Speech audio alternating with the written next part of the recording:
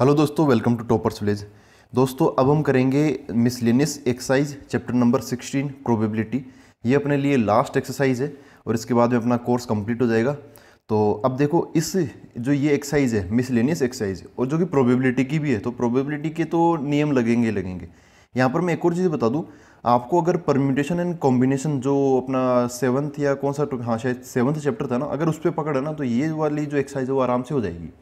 यहाँ पर उस परम्यूटेशन कॉम्बिनेशन के कुछ ही एक चीज़ें मैं यहाँ पर आपको रिवाइज करवा देता हूँ, उनकी यहाँ पे ज़रूरत पड़ सकती है। तो एक बार हम फटाफट परम्यूटेशन कॉम्बिनेशन के दो तीन चीज़ों का रिवीजन कर लेते हैं। यहाँ पर पहली चीज़ तो ये है कि आपको NCR इसका मतलब पता होना चाहिए। इसका मतलब क्या है? Number of ways to select R objects out of N different objects. ठीक है, तो इसका मतलब क्या हुआ, अगर हमें N डिफरेंट ऑब्जेक्ट्स में से N लोगों में से R लोगों को अगर चुनना है तो उसके तरीके कितने हो जाएंगे? NCR। और इसका फॉर्मूला क्या होता है फिर NCR का फॉर्मूला? N, देखो ऊपर N है ना, तो ऊपर N फैक्टोरियल आ जाएगा, नीचे R है ना, तो नीचे R फैक्टोरियल भी आ जाएगा।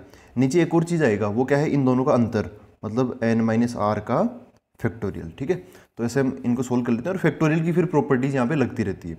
एक चीज़ तो ये है। दूसरी चीज़ एक होता है मल्टीप्लिकेशन रूल ऑफ काउंटिंग। वैसे उसमें दो आते थे, फंडामेंटल रूल ऑफ काउंटिंग में दो आते थे, एक तो मल्टीप्लिकेशन रूल और एक आता था एडिशन रूल। तो हम यहाँ पर मतलब मल्टीप्लिकेशन रूल की ही ज़रूरत है। देखो, एक हमें समझो कि एक बड़ा प्रोजेक्ट करना है ना, एक बड़ा हमें प्रोजेक्ट करना है। अब ये जो प्रोजेक्ट करेंगे, ये है ना, ये दो स्टेप्स में कंप्लीट होता है ना, दो स्टेप्स में कंप्लीट होता है। समझो कि ये क्या है? स्टेप 1 और फिर ये है स्टेप 2। ठीक है, अब स्टेप 1 और स्टेप 2 दोनों को करना ज़रूरी है। ये भी ज़रूरी है और ये भी ज़रूरी है। ऐसा नहीं कि यहाँ पर बीच में और आ जाएगा, नहीं, यहाँ पर क्या आएगा बीच में? एंड। ये जो प्रोजेक्ट है वो इस प्रकार दो स्टेप्स में कंप्लीट होगा, स्टेप 1 एंड स्टेप 2। तो अगर इसके तरीके M है, इसके तरीके N है, तो प्रोजेक्ट को करने के तरीके कितने हो जाएंगे? यहाँ पे M मल्टीप्लाई बाई N हो जाएंगे। ठीक है, एक प्रोजेक्ट को करने के तरीके ये क्या हो गए? नंबर ऑफ वेज, है ना, ये तरीकों की संख्या होगी। अब अगर यहाँ पर ऐसे आ जाए कि कोई प्रोजेक्ट है, उसको करना है, वो स्टेप 1 और स्टेप 2 बीच में और आ गया, मतलब या, हिंदी में या, तब उसको करने के तरीके क्या हो जाएंगे? M+N हो जाएंगे। यहाँ पे क्या? Multiplication rule. अगर दो चीज़ों के बीच में एंड आ रहा है तब हमें दोनों के तरीकों की संख्याओं को मल्टीप्लाई करना पड़ेगा। तो ये दो चीज़ें आप याद रखना। अब हम क्वेश्चन नंबर 1 से स्टार्ट करते हैं और काफ़ी इंटरेस्टिंग क्वेश्चन है। मतलब ऐसा नहीं है जैसा हमने पिछले जो एक्सरसाइज है उनमें देखा था, इसमें मतलब एकदम दिमाग हिला देने वाले क्वेश्चन है कुछ एक। तो ये एक्सरसाइज तो सबको करनी चाहिए, जो बच्चे क्लास 11 में है या फिर जो JEE मेन या एडवांस की तैयारी कर रहे हैं। मिसलेनियस एक्सरसाइज इस NCERT की तो होनी ही चाहिए।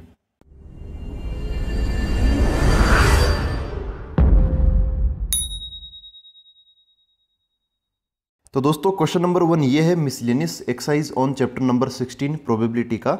इसमें बोला है a box contains 10 red marbles, 20 blue marbles and 30 green marbles. 5 marbles are drawn from the box. What is the probability that first all will be blue और सेकंड क्या है? At least 1 will be green. तो ऐसा है, एक box है बड़ा सा, उसमें अपने पास में 60 मार्बल्स है, टोटल 60। उसमें से 10 जो मार्बल है वो तो है रेड, और जो 20 मार्बल्स है वो है ब्लू, और 30 जो मार्बल्स है वो क्या है? ग्रीन है। हमें उस बॉक्स में से 5 मार्बल, मतलब 5 मार्बल्स हमें उसमें से निकालने हैं। तो हमें फिर प्रोबेबिलिटी बतानी है कि वो पाँचों के पाँचों मार्बल ब्लू हो या फिर उनमें से एटलीस्ट 1 विल ग्रीन, उनमें से कोई ना कोई एक, कम से कम एक, है ना, कम से कम एक क्या हो? ग्रीन हो। ज़्यादा हो तो वो भी चल सकता है, लेकिन कम से कम एक ग्रीन तो होना ही चाहिए, ऐसा बोला सेकंड पार्ट में। तो देखो क्वेश्चन को 1 बाई 1 करते हैं। फर्स्ट पार्ट में बोला ऑल विल बी ब्लू, उसकी प्रोबेबिलिटी में बतानी है। तो प्रोबेबिलिटी में क्या होता है? जो प्रोबेबिलिटी का फॉर्मूला होता है, प्रोबेबिलिटी में जो अपने फेवरेबल है वो तो ऊपर आते हैं और जो टोटल है वो नीचे आते हैं। एक सीधा सा ये फंडा होता है प्रोबेबिलिटी का। तो सबसे पहले क्या निकाल लेना चाहिए? यहाँ पर टोटल निकाल लेना चाहिए, क्योंकि कितने भी पार्ट कर लो टोटल सेम रहेगा हमेशा। तो पहले टोटल पता कर लेते हैं। मतलब टोटल मतलब क्या? टोटल नंबर ऑफ केसेस बोल दो, या फिर टोटल नंबर ऑफ वेज बोल दो, या फिर आप ऐसे बोल दो टोटल नंबर ऑफ आउटकम्स बोल सकते हो। तो यहाँ पे मैं ऐसे बोल देता हूँ, टोटल नंबर ऑफ केसेस। देखो टोटल में निकालते टाइम हम ना तो पार्ट 1 का ख्याल करेंगे ना पार्ट 2 का, हमें बस ये देखना है कि भाई टोटल यहाँ पे कितनी कितनी कितनी बॉल्स हैं, यहाँ पे 60 बॉल्स है ना, उसमें से हमें क्या चाहिए, 5 बॉल्स चाहिए।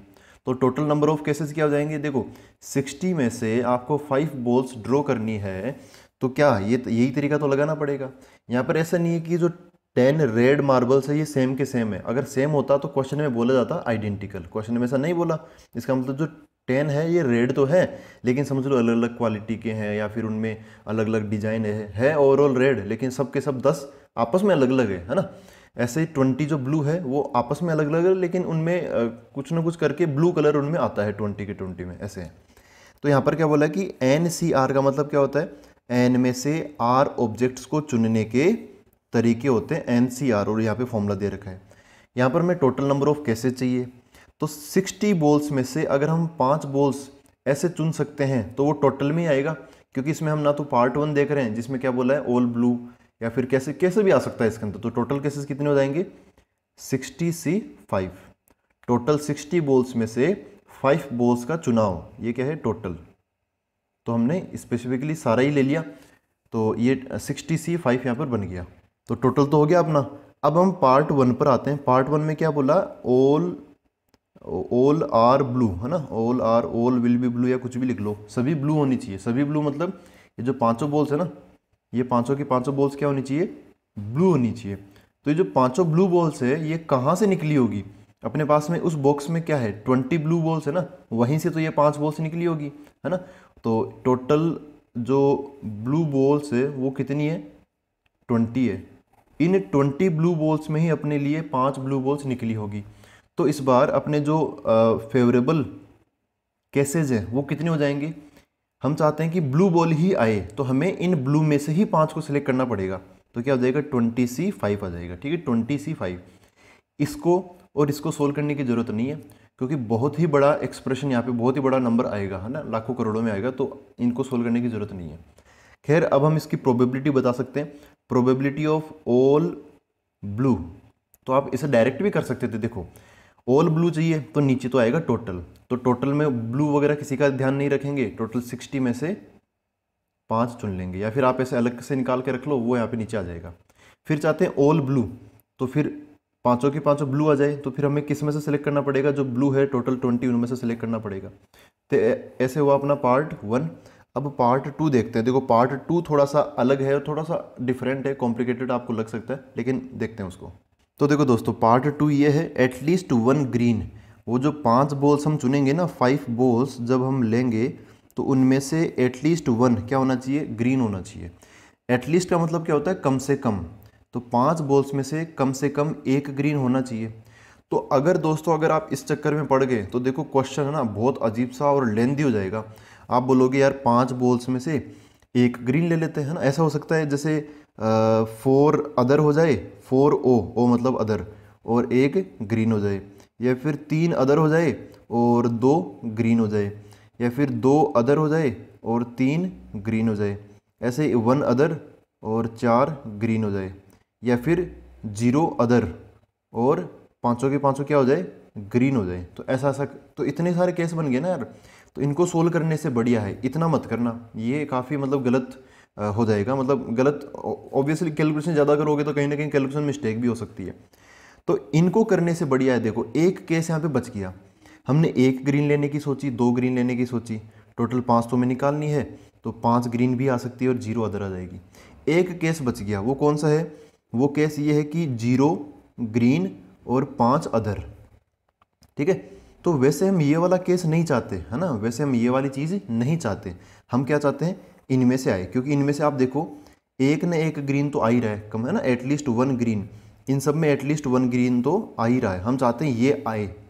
लेकिन एक केस, क्योंकि मेरे को लग रहा था यार चलो वो केस भी मैं बना ही लूँ, ऐसा भी तो हो सकता है ना 0 ग्रीन, अभी क्वेश्चन का ध्यान नहीं रख रहा मैं, तो 0 ग्रीन हो सकता है, 1 ग्रीन हो सकता है, 2 3 4 5 ग्रीन हो सकते हैं, 5 तक जाना है, 6 ग्रीन पे मत जाना, क्योंकि हमें टोटल बॉल्स ही 5 चुननी है ना।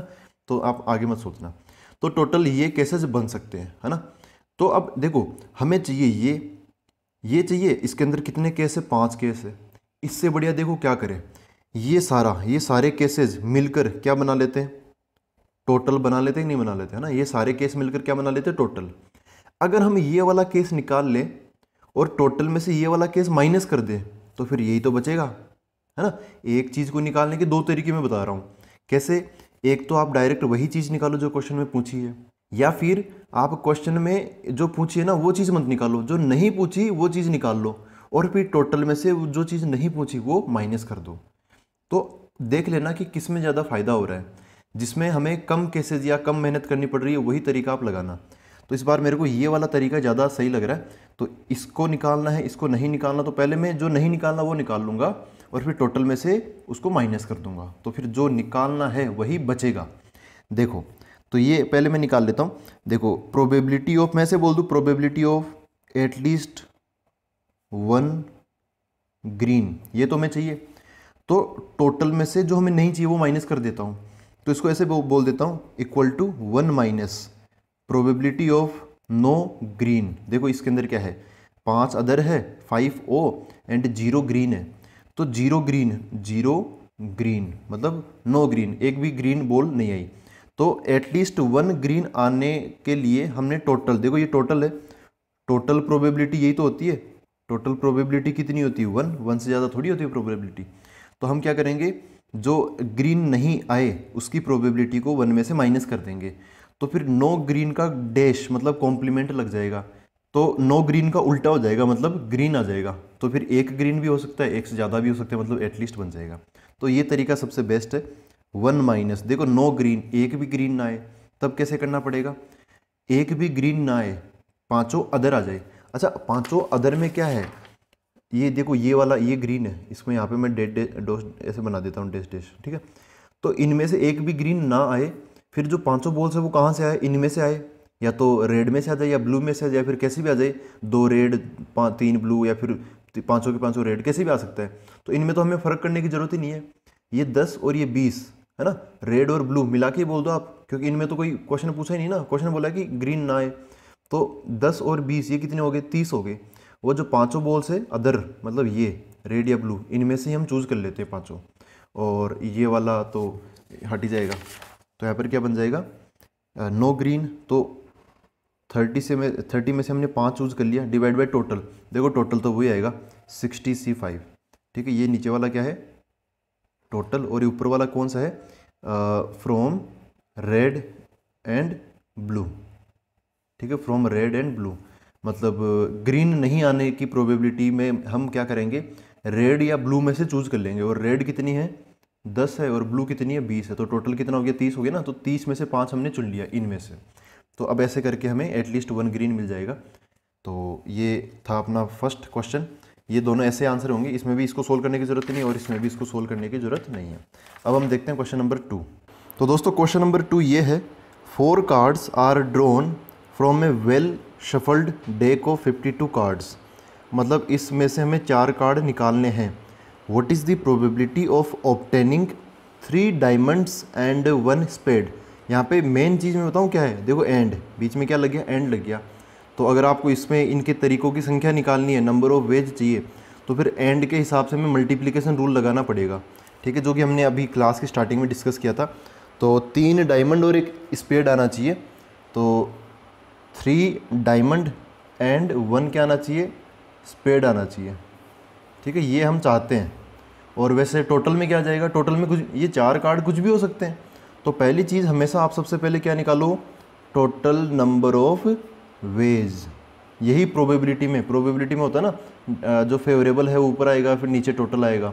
तो टोटल के लिए ये तो ज़रूरी है ही, तो ये तो आप सबसे पहले निकालो। कैसे निकालेंगे भाई? यहाँ पे टोटल 52 कार्ड्स है, 4 कार्ड हम चाहते हैं, 4 कार्ड आए, तो हमें इनमें से सेलेक्ट करना पड़ेगा ना 4 कार्ड। तो सेलेक्ट करने का मतलब NCR लगाना। तो 52C4 हमने लगा दिया, ठीक है। ये जो भी आंसर आना होगा आ जाएगा, हमें इसको सोल्व करने की ज़रूरत नहीं है, ये फिक्स कोई ना कोई कांस्टेंट कोई नंबर आ जाएगा। फिर हम क्या चाहते हैं, है ना, हम क्या चाहते हैं? हम चाहते हैं कि यहाँ पर क्या है, 3 डायमंड और 1 स्पेड आए। तो देखो 3 डायमंड एंड 1 स्पेड। तो अब कार्ड सिस्टम को हमें समझना पड़ेगा, बीच में एंड लगा रखा है, तो मल्टीप्लिकेशन रूल अपने इस चीज़ के तहत लग जाएगा। अगर बीच में एंड है तो m इंटू n, ठीक है, ऐसे बन जाएंगे नंबर ऑफ वेज। तो पहले हमें इसके तरीके निकालने पड़ेंगे, फिर इसके तरीके निकालने पड़ेंगे, और फिर दोनों को क्या करेंगे? मल्टीप्लाई करेंगे। देखो पहले डायमंड और इनको समझते हैं कि कितने कितने क्या क्या होते हैं। टोटल 52 कार्ड्स होते हैं, उसमें से 26 आधे ब्लैक हो गए और आधे मतलब 26 रेड कार्ड हो गए। अब इन 26 ब्लैक कार्ड में से इसके भी आधे 13 और 13 स्पेड और क्लब में डिवाइड हो गए, और 26 जो रेड कार्ड है उसके भी आधे आधे डायमंड और हार्ट में डिवाइड हो गए 13 13। अब यहाँ पर क्या बोला है, एक तो डायमंड का जिक्र हुआ है, मतलब इनमें से, है ना, ये जो 13 डायमंड है ना इनमें से, और एक स्पेड इसका जिक्र हुआ, तो स्पेड का है ये रहा इनमें से। तो चाहते हैं कि एक कार्ड तो इनमें से आए और 3 कार्ड यहाँ से आए। तो हम जो फेवरेबल कैसे चाहते हैं, तो हमें 13 में से, इन 13 में से एक तो इनमें से चुनना पड़ेगा, सेलेक्ट करना पड़ेगा, और जो 3 कार्ड है वो हमें इनमें से सेलेक्ट करना पड़ेगा डायमंड में से। तो क्या करेंगे, डायमंड 3 डायमंड 13 में से 3 डायमंड को सेलेक्ट करने के तरीके क्या हो जाएंगे, 13C3 हो जाएंगे। क्योंकि टोटल डायमंड, देखो ये है टोटल डायमंड, ऐसा डायग्राम बना देता हूँ, डायग्राम डायमंड का ऐसा ही तो होता है। तो डायमंड टोटल है कितने, 13 अवेलेबल है, हम चाहते हैं इनमें से कितने आए, 3। तो 13 में से 3 हमने सेलेक्ट कर लिए। एक स्पेड, तो स्पेड होते कितने टोटल 13 होते, हम चाहते हैं एक आए, तो 13 में से एक हम इनको चुन लेंगे। ये क्या है, ये टोटल है, ये स्पेड है। स्पेड मतलब इसका डायग्राम कुछ इस प्रकार होता है, ऐसे बना के और नीचे ऐसा ऐसा बन जाता है, ठीक है। तो 13 स्पेड में से मैंने एक चुन लिया। अब बीच में क्या लगा, एंड लगा है, तो यहाँ पे इन दोनों के तरीकों को मैं क्या कर दूंगा, मल्टीप्लाई कर दूंगा। तो यहाँ पर जो फेवरेबल केसेज है, total number of favourable cases कितने हो जाएंगे, 13C3 मल्टीप्लाई बाय 13C1, ठीक है। यहाँ पर अगर और होता, और OR, तब यहाँ पे अलग हो जाता, फिर वो यूनियन वाला खेल हो जाता, तो उसमें अलग करते फिर हम। खैर यहाँ पर आते हैं, तो यहाँ पर प्रोबेबिलिटी क्या हो जाएगी, probability of 3 diamond and 1 spade कितना हो जाएगा, ये तो है फेवरेबल, तो ये तो ऊपर आएगा 13C3 मल्टीप्लाई बाई, और जो 13C1 है वो ये भी आ जाएगा मल्टीप्लाई में, डिवाइड बाई नीचे की तरफ टोटल, तो टोटल में कितने, ये रहे टोटल, ये और ये, तो 52C4 ये नीचे आ जाएगा, ठीक है। सोल्व करने की ज़रूरत नहीं है। अब हम देखते हैं अगला क्वेश्चन। तो दोस्तों क्वेश्चन नंबर 3 ये है, a die has 2 faces with each number 1, फिर बोला है 3 faces each with number 2 and 1 face with number 3। तो ऐसा है, जो नॉर्मल डाई होती है ना, तो उस टाइप का सिस्टम नहीं है। डाई है तो सही, लेकिन अब वो 1 2 3 4 5 6 वो लिखे हुए नहीं है। जो 2 फेसेस है, टोटल 6 फेसेस होती है, 4 तो साइड हो गई, 4 दीवारें हो गई, और एक ऊपर और एक नीचे, टोटल 6 फेसेस होती है ना एक डाई की। तो 3 फेसेस पर नहीं, 2 फेसेस पर, 2 फेसेस पर क्या लिखा हुआ है, 1, 3 फेसेस पर क्या लिखा हुआ है, 2, और एक फेस पर है ना, 1 फेस विद नंबर 3, एक फेस पर 3 लिखा हुआ है। If die is rolled once determine probability of 2, probability of 1 और 3, प्रोबेबिलिटी नॉट 3, इसकी प्रोबेबिलिटी हमें चाहिए। तो देखो क्या है, क्या मतलब है इसका, पहले जो डेटा है ना उसके अकॉर्डिंग चल लेते हैं। तो एक डाई है, उस पर समझो, देख क्या लिखा हुआ है, 2 साइड्स पर 1 लिखा हुआ है। जैसे ये ऐसा समझो, यहाँ पर 1 है और यहाँ पर 1 है। डाई मतलब पासा, 2 डाई मतलब प्लूरल हो जाता है, तो फिर डाइस बोलते हैं उसको, सिंगुलर को डाई बोलते हैं, हिंदी में तो पासा ही बोलते हैं, पासे या पासा। खैर 2 फेसेस पर 1 है, तो जब भी हम इसको रोल करेंगे ना, जैसे अगर ये नॉर्मल डाई होता तब क्या आता, 1 2 3 4 5 6 आता, लेकिन ये नॉर्मल तो है नहीं, यहाँ पर तो अलग अलग तरीके से लिखे हुए हैं। तो 2 फेसेस पर 1 है, तो 1 और 1 2 बार आ सकता है। फिर उसके बाद में जो 3 फेसेस है वहाँ पे 2 लिखा हुआ है, तो 2 2 2 ये बन जाएगा, और एक फेस पर 3 लिखा हुआ, तो यहाँ पे ऐसा 3 बन जाएगा, है ना। हो गए 1 2 3 4 5 6, टोटल 6 हो गए। 2 बार तो 1 आएगा, 3 बार 2 आएगा, और 1 बार 1 आएगा। तो ऐसे सिस्टम है। क्वेश्चन में जो फर्स्ट पार्ट है वो बोला है प्रोबेबिलिटी ऑफ 2 बताओ क्या होगा। तो ये तो देखो काफ़ी आसान है, बस आपने ये बना लिया तो कोई दिक्कत नहीं, अब बन जाएगा क्वेश्चन। डिवाइड बाई, नीचे तो क्या आएंगे, टोटल, और ऊपर क्या आएगा, जो हम चाहते हैं, फेवरेबल, है ना, FAV, ये फुल फॉर्म इसकी फेवरेबल है। तो फेवरेबल हम क्या चाहते हैं इस बार, 2, है ना, कि 2 कितने हैं ये हमें बताना पड़ेगा। तो नीचे टोटल मतलब टोटल 6 फेसेस है, टोटल 6 फेसेस में से कोई सी भी फेस आ सकती है, तो टोटल है हो गए अपने 6, इनमें से कोई सा भी आ सकता है, ये वाला 1 भी आ सकता है, ये वाला 1 भी आ सकता है। अब आपको ये कन्फ्यूजन, मतलब ऐसे कन्फ्यूज मत होना कि यार ये 1 और 1 ये तो सेम, ये तो यहाँ पर एक 1 के लिए, एक 2 के लिए, एक 3 के लिए, तो 3 क्यों नहीं लिखा, नहीं ऐसा नहीं करेंगे। यहाँ पर एक्चुअली इनकी संख्या भी तो चेंज हो रही ना, टू भले ही, हाँ टू अपने आप में ये सारे एक सेम जैसे टू होंगे, लेकिन इनकी संख्या कितनी है, 3 है, तो हमें टोटल लिखना पड़ेगा यहाँ पर। खैर अब आगे फेवरेबल इस बार क्या आ सकता है, प्रोबेबिलिटी ऑफ टू। तो टू की संख्या कितनी है, देखो 1 2 3, ये टू कितनी बार आया, 3 बार आया, तो यहाँ पे 3 आ जाएगा। इसको हम सोल्व कर लेंगे तो आंसर कितना मिल जाएगा, 1/2। ऐसे देखो ना यार, टोटल 6 फेसेस है, उनमें से 3 फेसेस बना, मतलब आधी फेसेस पर तो 2 लिखा हुआ है, तो 2 के आने के चांस तो आधे हो ही जाएंगे ना, 50% हो जाएंगे। 50% मतलब 1/2। अब सेकंड पार्ट पर आते हैं, तो सेकंड पार्ट में क्या बोला, प्रोबेबिलिटी ऑफ, इसमें बोला 1 और 3, है ना, मतलब 1 वाला भी आ सकता है या फिर 3 वाला भी आ सकता है। तो 1 वाले कौन कौन है, 1 और 1 2 है, 1 और 1। 3 वाले कौन है, 3 वाला एक ही है, तो अपना काम हो जाएगा अगर इसमें से कोई आ जाए या फिर इसमें से कोई आ जाए, ठीक है, आएगा तो एक ही, तो इधर से आ जाएगा तब भी काम हो जाएगा। यहाँ पर बीच में क्या लिखा है, और, मतलब या तो 1 या फिर 3। तो ये सारे ये जो तीनों केस बनेंगे ना, 2 तो ये और एक ये, ये तीनों केस अपने काम के हो जाएंगे। ऊपर 3 आ जाएगा, नीचे की तरफ तो हमेशा की तरह क्या आ जाएगा, 6 आ ही जाएगा। ये 3 कैसे आया, 2 तो इनकी वजह से, एक इसकी वजह से ना, तो ये ऐसे 3 बना। अब देखते हैं हम इसका थर्ड पार्ट। इसमें बोला प्रोबेबिलिटी ऑफ नॉट 3 नहीं आए, इसकी क्या प्रोबेबिलिटी है। तो देखो हम क्या करेंगे, नॉट 3 बोला ना, तो आप चाहो तो ऐसे कर सकते हो, 3 की प्रोबेबिलिटी निकाल के टोटल मतलब 1 में से माइनस कर दो, तो फिर नॉट 3 वाला आ जाएगा। इससे बढ़िया है कि आप नॉट 3 यहाँ पे बोला है, तो आप नॉट 3 मतलब 3 को छोड़ दो, बाकी सबको लिख लो। तो फेवरेबल इसके लिए क्या हो जाएगा, 1 आ सकता है, 1 आ सकता है, 2 2 2, इनमें से कोई ना कोई आ सकता है। तो कितने केस हो गए ये, 5 केस। 3 एक ही केस में आता है, तो 3 नहीं आए, इसके 5 केस है, क्योंकि टोटल क्या है 6 है, तो 5/6 इसकी प्रोबेबिलिटी हो जाएगी। इसको भी सोल्व करोगे तो 1/2 मिल जाएगा। तो ऐसा आंसर हो गया 1/2 1/2 एंड 5/6। आसान था ये तो। अब देखते हैं क्वेश्चन नंबर 4। तो दोस्तों क्वेश्चन नंबर 4 ये है, ये पहले मैं बता दूं, इसके अंदर बहुत सारे स्टूडेंट्स को डाउट रहता है। तो अब मेरे को लगता है कि यार जैसे कोई भी क्वेश्चन पढ़कर अगर हम सही ढंग से लिख लेना चीज़ों को, तो आधी प्रॉब्लम तो वहीं सोल्व हो जाती है। तो इसको मैं एकदम क्रिस्टल क्लियर तरीके से समझाने की कोशिश करूँगा और एकदम क्लियर मतलब अच्छे से समझ में आ जाएगा। देखो क्या है question number 4। In a certain lottery 10,000 tickets are sold. एक लॉटरी हमने निकाला तो उसमें से 10,000 टिकट बिक गए, है ना, बेच दिए। And 10 equal prizes are awarded.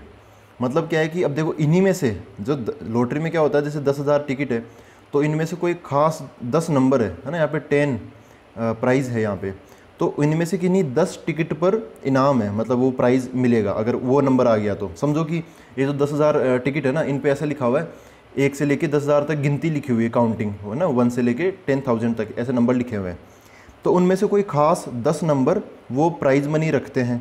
फिर आगे क्या बोला, what is the probability of not getting a prize if you buy a. इसका पहला पार्ट क्या है, 1 टिकट। अगर हम 1 टिकट खरीदें तो नहीं जीतने की प्रोबेबिलिटी क्या है। फिर बी में क्या बोला है, 2 टिकट्स। अगर हम 2 टिकट खरीदें तब नहीं जीतने की प्रोबेबिलिटी क्या है। या फिर हम 10 टिकट खरीदें तब नहीं जीतने की प्रोबेबिलिटी क्या है। हमें प्रोबेबिलिटी तो नहीं जीतने की ही निकालनी है। तो देखो इसको समझते हैं, थोड़ा मैं अच्छे से लिखने की कोशिश करता हूँ। देखो टोटल टिकट्स कितने हैं, 10,000। टोटल टिकट्स कितने हैं, 10,000। तो इस 10,000 के हमने समझो कि इसमें से 10 तो हैं जीतने वाले टिकट और बच गए कितने, तो ऐसे मैं अलग अलग बना लेता हूँ। ऐसे इधर और ऐसे समझो इधर मैंने बना लिया, ठीक है। टोटल कितने ये 10,000 टिकट्स है ना, टोटल कितने ये 10,000 टिकट्स है। उसमें से 10 टिकट, 10 तो क्या है अपने प्राइज़ वाले हैं, है ना, 10 तो क्या है प्राइज़ वाले टिकट है। तो 10,000 में से ये 10 टिकट हटा दो आप, कितने बच गए फिर 9,990, है ना, 9,990। ये क्या है, नोट प्राइज़ वाले हैं, नोट प्राइज़ या फिर नोट विन, ऐसे समझ लो। ये हमें मतलब जीत नहीं दिलाएंगे अगर इनमें से हमें कोई टिकट मिल जाएगा तो। अगर इनमें से कोई एक भी मिल गया तो हमें 1 प्राइज़ मिल जाएगी, अगर 10 के 10 मिल गए तो 10 प्राइज़ मिल जाएगी, ठीक है। तो ऐसा हुआ। अब हमें प्रोबेबिलिटी निकालनी है नोट विनिंग, है ना, हमें नहीं जीतने की प्रोबेबिलिटी चाहिए, ये हमें निकालनी है। पार्ट वाइज देखेंगे अब इसको। तो ए पार्ट में क्या बोला है, इफ़ वी बाय 1 टिकट, अगर हम 1 टिकट खरीदें तब नहीं जीतने की प्रोबेबिलिटी हमें चाहिए। तो देखो 1 टिकट खरीद रहे हैं और हम चाहते हैं कि नहीं जीते, है ना, हम क्या चाह रहे हैं, नहीं जीते। तो देखो क्या बनेगा, सबसे पहले टोटल यहाँ पे हमें चाहिए, total total number of cases क्या हो जाएंगे, देखो अगर हम एक टिकट खरीदते हैं तो ये केस तो बाद में आया है ना, और यहाँ पे हमें प्रोबेबिलिटी किसकी चाहिए, मेन चीज़ ये है प्रोबेबिलिटी किसकी चाहिए, नॉट विनिंग की। तो जब हम टोटल निकालते हैं तो जो नॉट विनिंग है या फिर इनको हम नहीं देखते है ना, प्रोबेबिलिटी हमें नॉट विनिंग की चाहिए।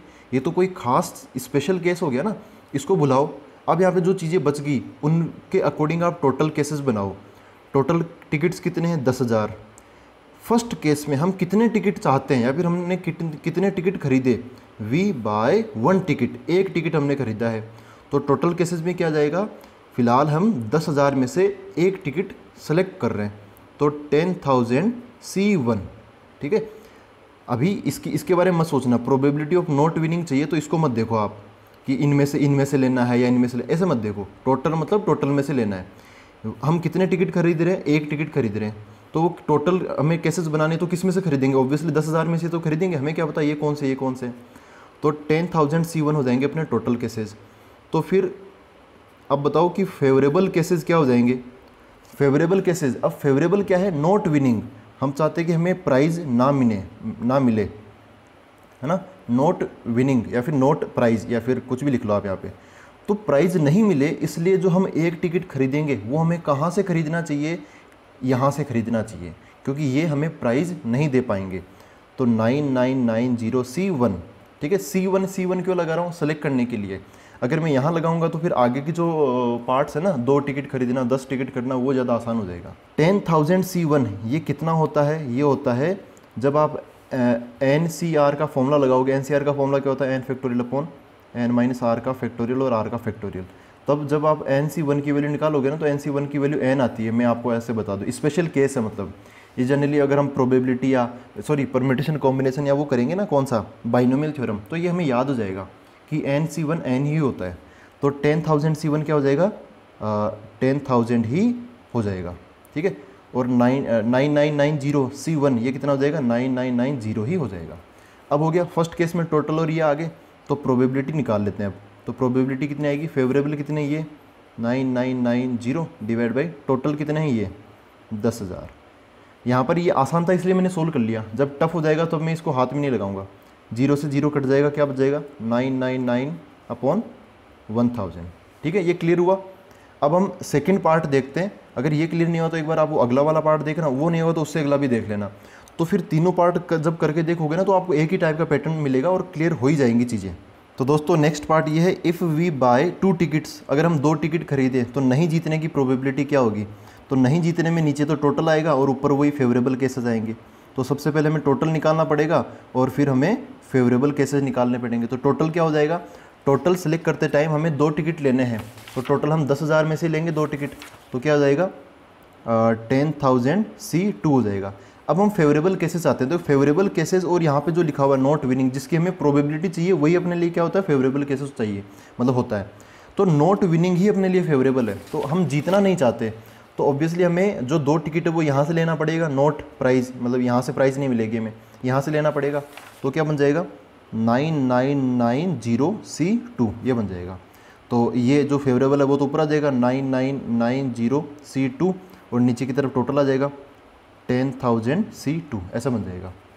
अच्छा, तो ये बन गया। इसको सोल्व करने की ज़रूरत हमें नहीं है ना, मत सोल्व करना। अब अगला पार्ट क्या है, इफ़ वी बाय 10 टिकट्स, तो टोटल क्या आएगा और फिर फेवरेबल क्या आएगा। तो अब तो फटाफट हो जाएगा। हम चाहते हैं नॉट विनिंग, तो फेवरेबल अपना क्या है, नॉट विनिंग। टोटल देखो 10 टिकट हम खरीदना चाहते हैं, तो 10 टिकट मतलब 10,000 में से ही टोटल है ना, तो 10,000 में से ही खरीदेंगे 10 टिकट। और फेवरेबल मतलब हम जीतना नहीं चाहते, तो जिधर से हमें जीत नहीं मिले, मतलब 9990 C, उन्हीं में से हमें 10 टिकट लेना। तो 10 टिकट ये तो 10 ऐसा चूज़ करेंगे। तो प्रोबेबिलिटी क्या हो जाएगी इसकी, फेवरेबल 9990 C10 ये ऊपर आ जाएगा, और जो टोटल है वो C10 ये नीचे आ जाएगा, ठीक है। तो यहाँ पे 10 आ गया, इसमें 2 आ गया, पिछले वाले में 1 आ गया था। जितने टिकट खरीदोगे उतना यहाँ पे नंबर आ जाएगा। तो आई होप ये आपका क्लियर हुआ है। तो अब मिलते हैं हम अगले वीडियो के अंदर। अगला वीडियो अपना सेकंड लास्ट वीडियो होगा इस क्लास 11 के कोर्स का। तो मिलते हैं अब आगे। Thank you very much.